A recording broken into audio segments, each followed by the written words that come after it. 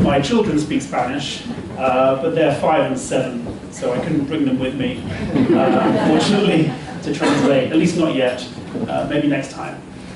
So I will try to speak slowly. If I speak too fast, please wave, throw something at me, make your displeasure known, and I will. So I want to tell you a little bit about this study that we have been running for 2 years now, across 10 markets, 2,000 CMOs overall, and share with you some of the global insights, and we will then go into look at some of the implications for the Spanish market.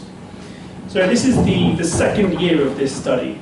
In the first year, we looked at what are the capabilities that brands need to succeed in a digital economy.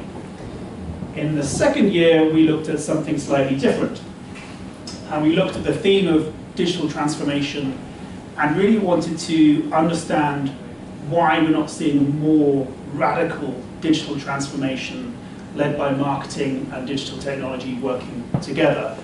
Because it feels like we've invested a lot in digital technology, in digitizing existing processes and ways of working.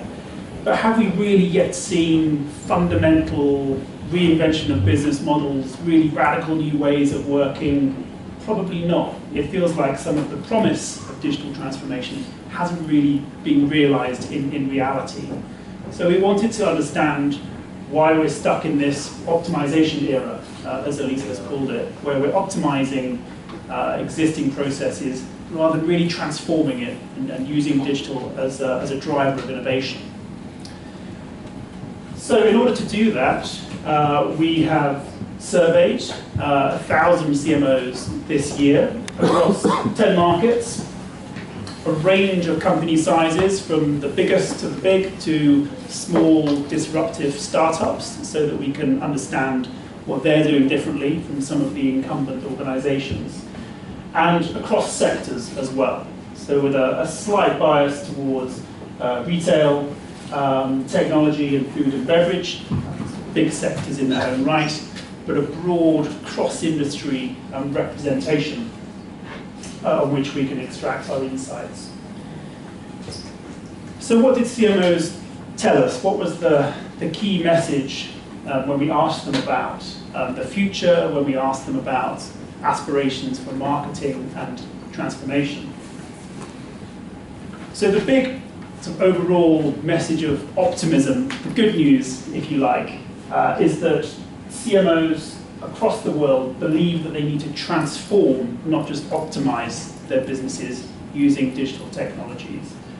And this really points to the fact that there is a feeling that we've been stuck in this optimization era where, yes, we're investing in digital, but we're not yet using it as a fundamental driver of change, of innovation and transformation.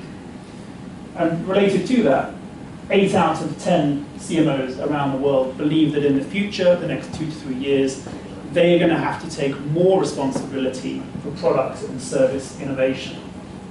So they can see a future where marketing is a driver of business transformation, business change, not just some of the more traditional elements that we might associate with marketing. However, and there's always a catch, when we actually look at what CMOs believe the key role of marketing to be both today and in 2 to 3 years, transformation and innovation are at the bottom of the list. And in fact, declining in importance between 2018 and 2019, even though a bit further out and it increases. But nevertheless, there seems to be a gap between this realization that the future is about transformation and innovation. But today, where is marketing? What are the perceptions of the role of marketing? Transformation and innovation are at the bottom of the list. Of course, CMOs are not the only people responsible for delivering that within an organization. But nonetheless, there does seem to be quite a big gap between where they want to be and where they are today. And that gap has a number of applications across all aspects of the marketing lifecycle. So here you can see the key activities that we would associate with a successful brand in the future around creativity, data collection, customer experience, media. But across the board, there is a big gap between those capabilities that CMOs believe are important and how well they are delivering them today. Very significant in some places. For example, the biggest gap is in data collection, management, and analytics that drives real consumer insight. And given that that capability in many ways underpins everything else on that list, is quite a cause for concern. So how did we get here? Why are we in this era of optimization where CMOs can see a future, can see a vision where marketing is a driver of transformation, but yet somehow are stuck and unable to embrace that future and move towards it? Well, there are 5 key reasons that we identified through surveying CMOs around the world. And I'll talk quickly just about each one of these so you can understand more about the current context that CMOs are facing. So the first reason I think that many CMOs feel stuck is what they're incentivized to deliver. This is perfectly understandable. We're all human beings. We respond to the incentives and the performance objectives that we're given.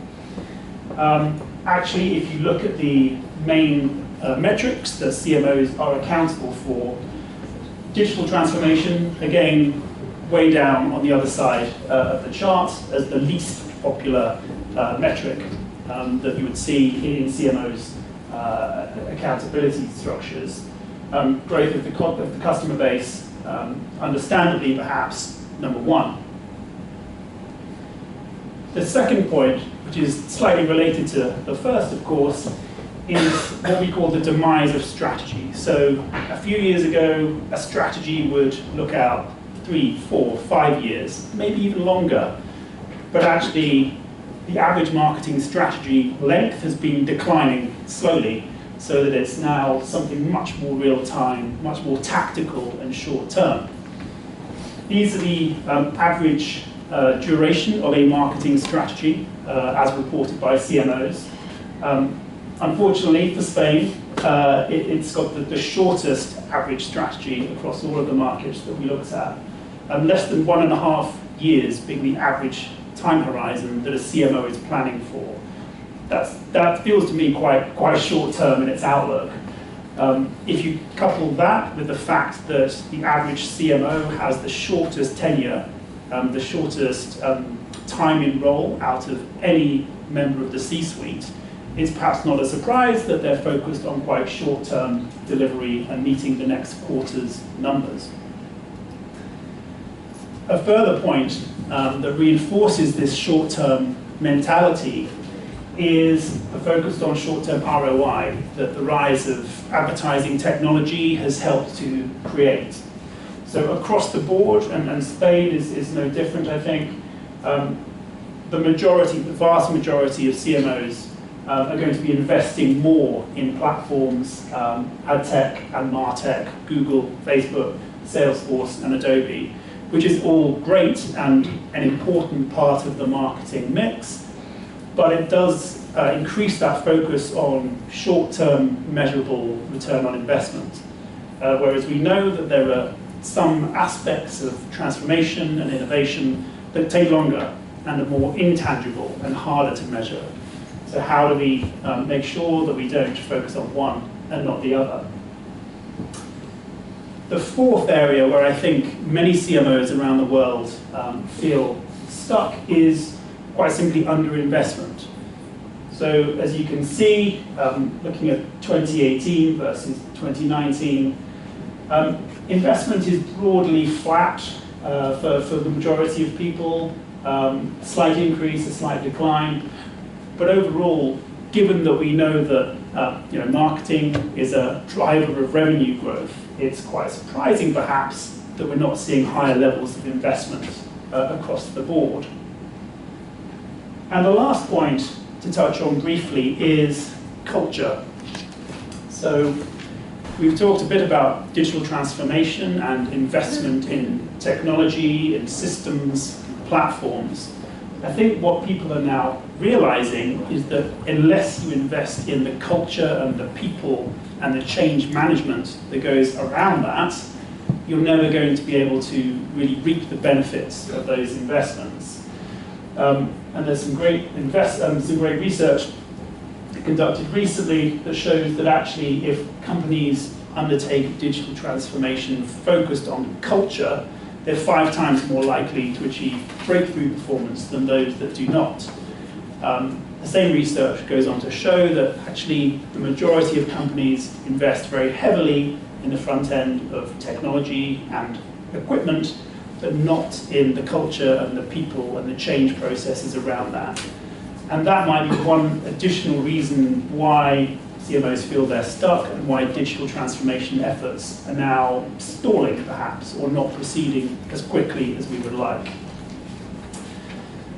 So that all sounds like bad news. What can they do in order to move beyond this optimization era and start to build for the future where marketing can be a driver of transformation and innovation? Well, there's 5 areas that I'll touch on briefly.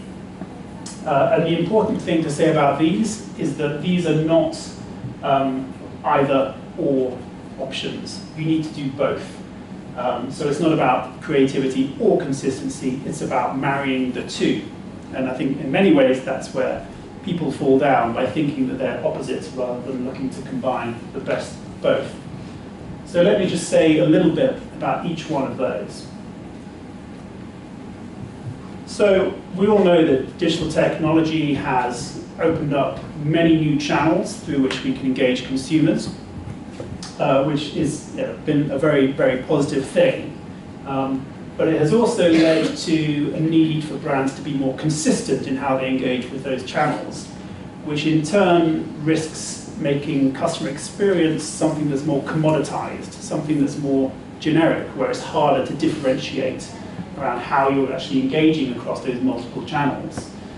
So really here we see the need for brands to combine a renewed focus on creativity with that consistency that digital technology allows.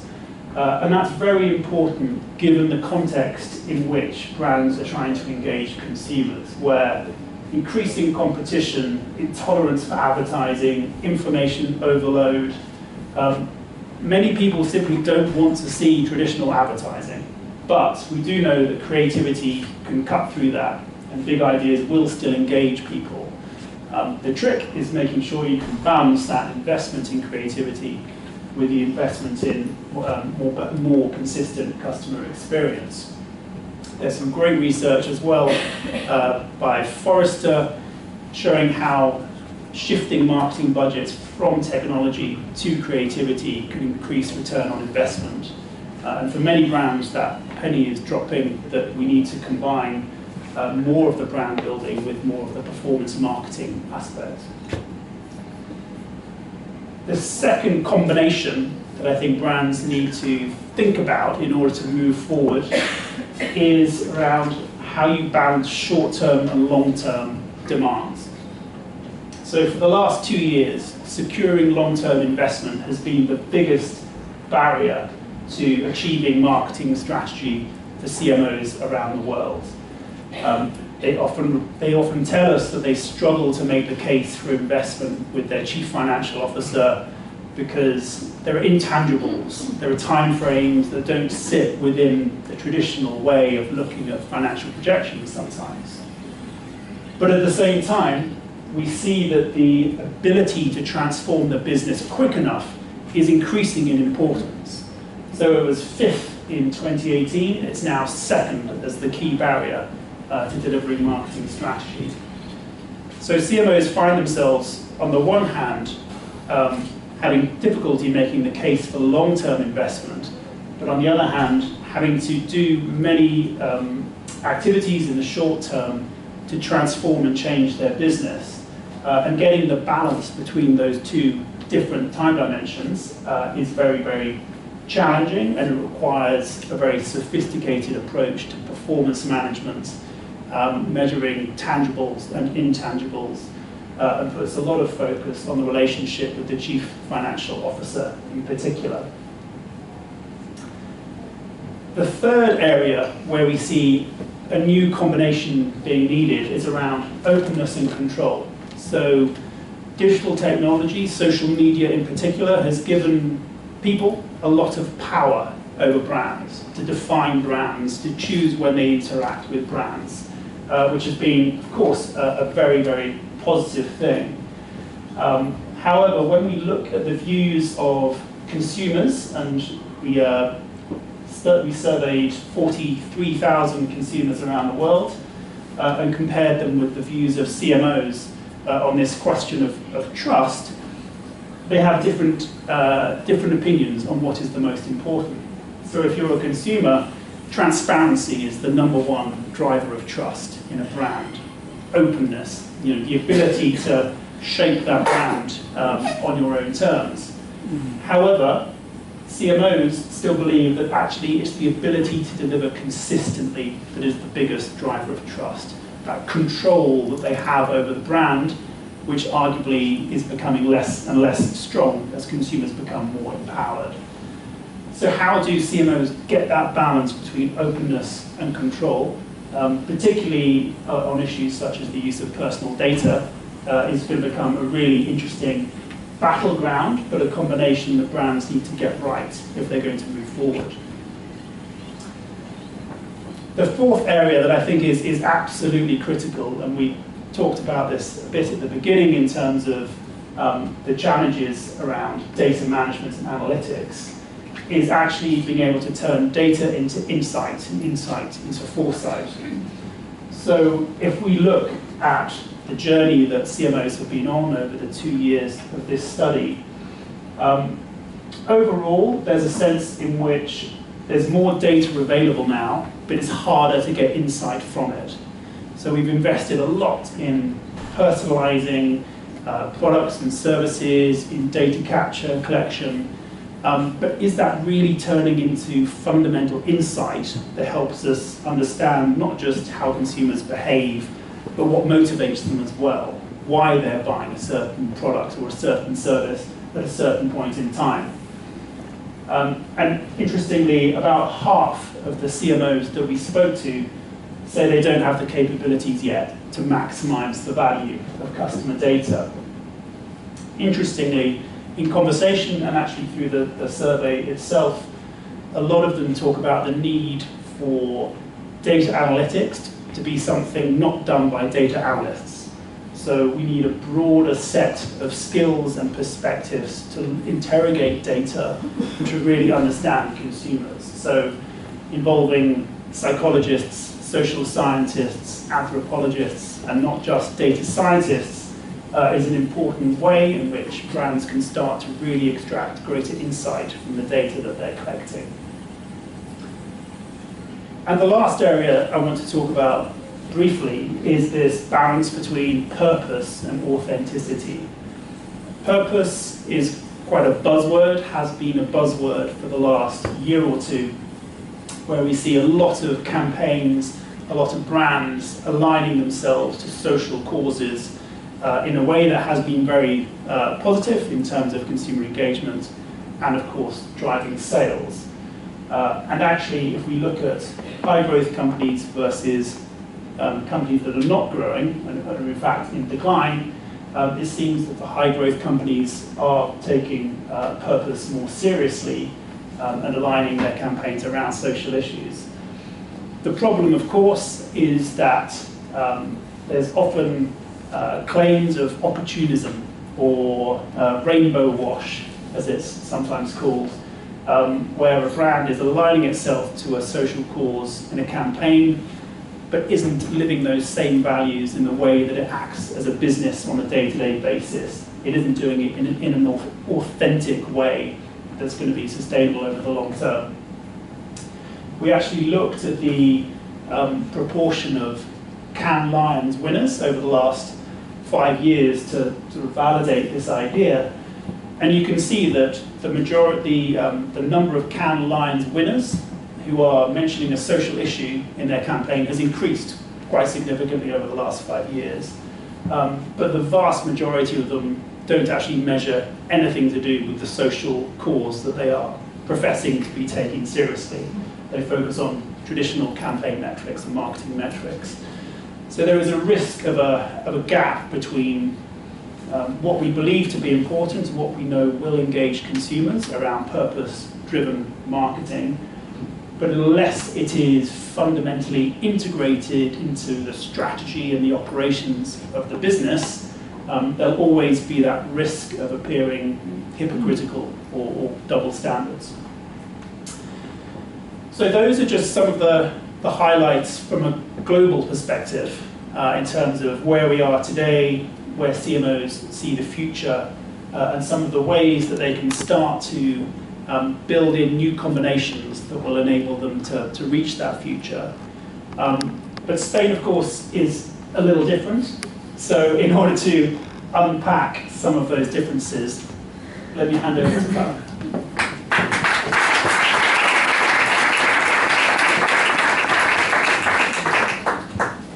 Pues tal como Tim ha dicho, España es diferente. Y lo que veremos a continuación es un reflejo de aquellas cosas en las que precisamente somos diferentes al resto.